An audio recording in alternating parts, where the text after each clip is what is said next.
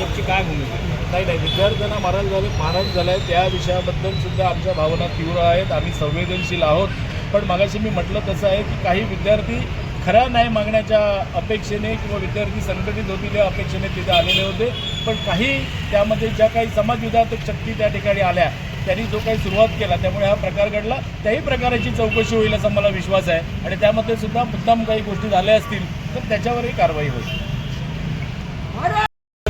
एका विषयासाठी आपल्या कुडाळ तालुक्यातले सगळेच पदाधिकारी असतील, युवा असतील, या सगळ्यांनी मानवी साखळी करून भारताच्या अखंडतेसाठीच्या ज्या काही घोषणा आहेत त्या घोषणा आम्ही या ठिकाणी जमवून दिलेल्या आहेत. सगळ्यात आधी मी एक गोष्ट स्पष्ट करतो की भारतभर जे नीट पेपरफुटीचं प्रकरण झालं ते प्रकरण असो की त्यानंतर विद्यार्थ्यांनी केलेल्या आत्महत्या असतील, विद्यार्थ्यांच्या आणि पालकांच्या मनस्तापाला कारणीभूत ठरलेला हा विषय आहे.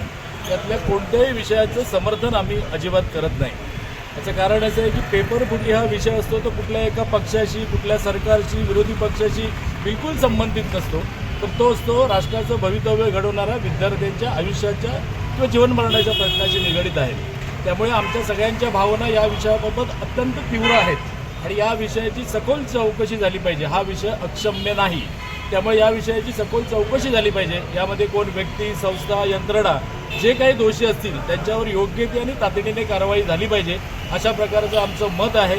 आणि हे सगळं करत असताना जंतर मंतरवर जो काही प्रकार सुरू आहे, मुळात हा विषय सगळा घेऊन विद्यार्थी ते एकत्र होतात तर त्या विद्यार्थ्यांना न्याय मागण्याचा एक त्यांचा अधिकार आहे आणि त्यामुळे त्या विषयाबद्दल आंदोलन सुरू झाल्यापासून आम्ही कोणत्याही विषयाबाबत भाष्य केलेलं नाही.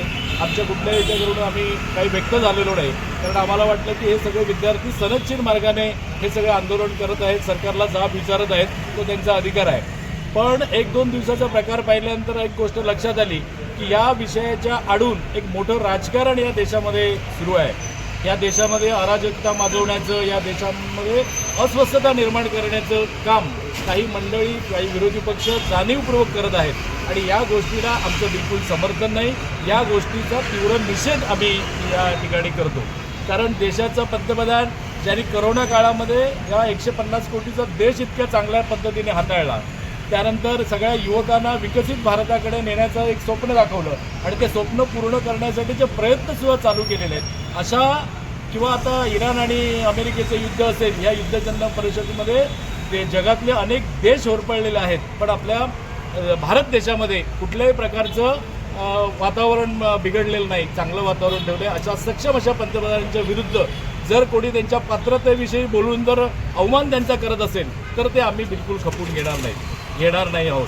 आम्ही कुठल्याही बाकीच्या गोष्टीबद्दल बोलण्यापेक्षा देशाची अखंडता आहे, देशविघातक ज्या काही शक्ती आहेत त्या शक्तींचं उदात्तीकरण ह्या सगळ्या मोर्चाच्या आडून, या सगळ्या विद्यार्थ्यांच्या आंदोलनाच्या मागून होतोय आणि ही गोष्ट गंभीर आहे.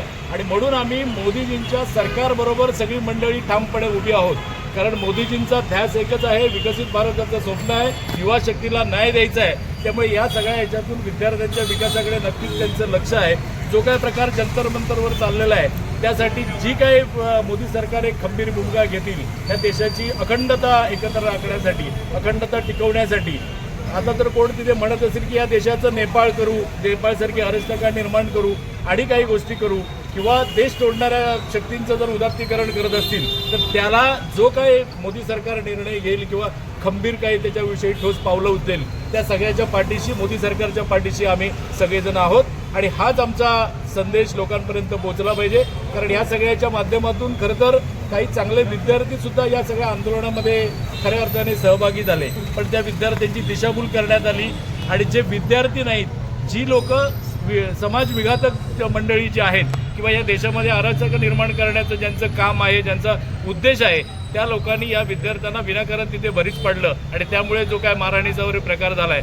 तर असा सगळ्या याला पाठीशी घालणाऱ्या या सगळ्या गोष्टींचा आम्ही निषेध करतो. आणि मोदीजी या देशाची अखंडता राखण्यासाठी, या देशाच्या युवकांना चांगला न्याय देण्यासाठी जे काही काम करत आहेत त्यासाठी आमचं सगळ्यांचं समर्थन मोदीजींच्या पाठीशी आहे. मोदीजींच्या पाठीशी आमचा खंबीर पाठिंबा आहे. आणि हे सगळं दर्शवण्यासाठी आज आम्ही या ठिकाणी मानवी साखळीच्या रूपाने एक सनदशीर असं या ठिकाणी प्रदर्शन, आम्ही समर्थन देण्यासाठी आम्ही या ठिकाणी जमलेलो आहोत. तर माझंही लोकांना विनंती आहे, सगळ्याच नागरिकांना विनंती आहे की या सगळ्या घटनेच्या पाठी केवळ विद्यार्थ्यांचं एक आंदोलन अशा पद्धतीने न बघता त्या आंदोलनाच्या मागचा चेहरा जो काय आहे तो सगळ्या लोकांनी नागरिकांनी अनुभवला पाहिजे आणि देशाच्या अखंडतेसाठी देशाचं राष्ट्रहित जपण्यासाठी सगळ्यांनी मोदीजींना समर्थन दिलं पाहिजे असंही मला या ठिकाणी वाटतं.